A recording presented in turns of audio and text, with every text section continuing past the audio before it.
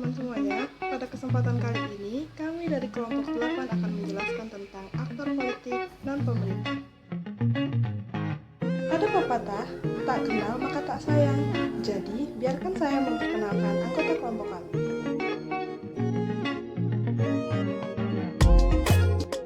Hubungan internasional merupakan interaksi yang terjadi antara negara satu dengan negara yang lain.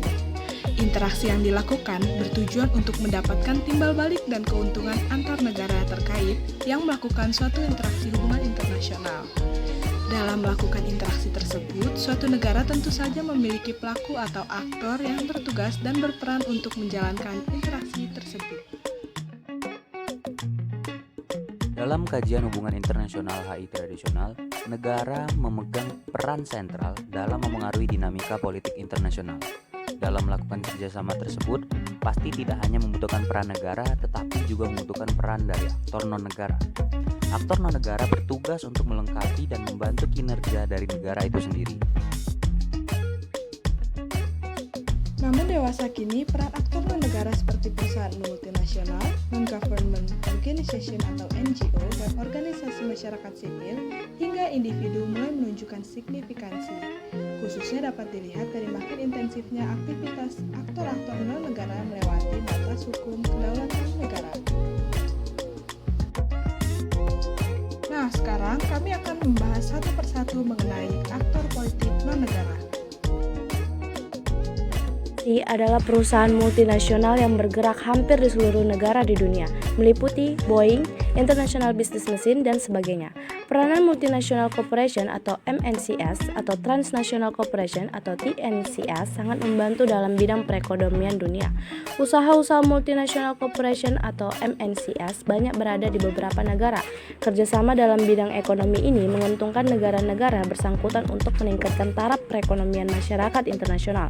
Misalnya, perusahaan Coca-Cola, ia memiliki kantor pusat di Amerika Serikat, kantor cabang, pabrik, dan jaringan pemasarannya berada di berbagai negara. Konon, 1 miliar botol minuman Coca-Cola diminum orang setiap hari di seluruh dunia. Setiap botol Coca-Cola yang kita minum pasti terdapat sekian persen uang yang kita setor ke Amerika Serikat. Jika Rp1 saja setiap botol sebagai jatah pemerintah Amerika Serikat, maka Amerika Serikat menerima 1 miliar rupiah setiap harinya. Selain membantu peningkatan taraf hidup masyarakat dengan cara perekrutan pekerja di negara yang bersangkutan, Amerika Serikat menjadi sangat kaya. Kekayaan ini antara lain dipergunakan untuk membiayai pengembangan peralatan militer dan supremasi kekuatan militer Amerika Serikat, terutama senjata nuklir, kerap kali dipakai untuk mengancam negara-negara yang berpikir selain sistem berpikir pasar bebas.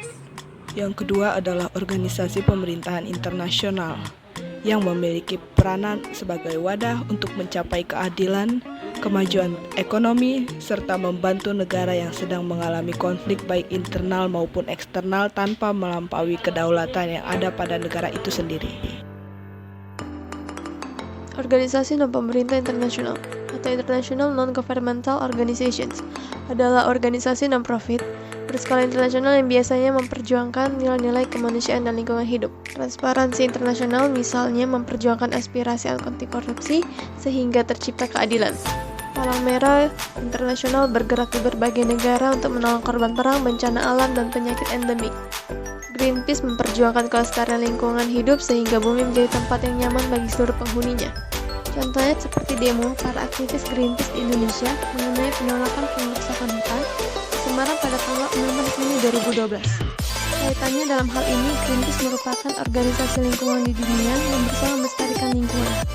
Sedangkan meski tidak secara resmi Indonesia menjadi anggota Greenpeace, tetapi organisasi tersebut dapat pula beroperasi di Indonesia dalam melancarkan kontribusinya terhadap perlindungan lingkungan hidup.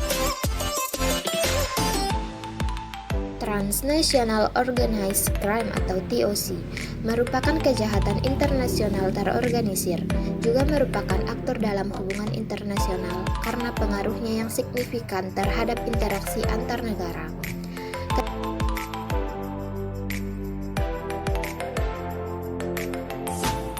Tujuan para aktor dalam menjalin hubungan internasional adalah memupuk power. Mereka ingin meningkatkan kemampuan menggerakkan orang lain dengan ancaman, janji, atau konsesi. Para aktor juga ingin memiliki kemampuan memperoleh apa yang diinginkan melalui kontrol terhadap lingkungan eksternal.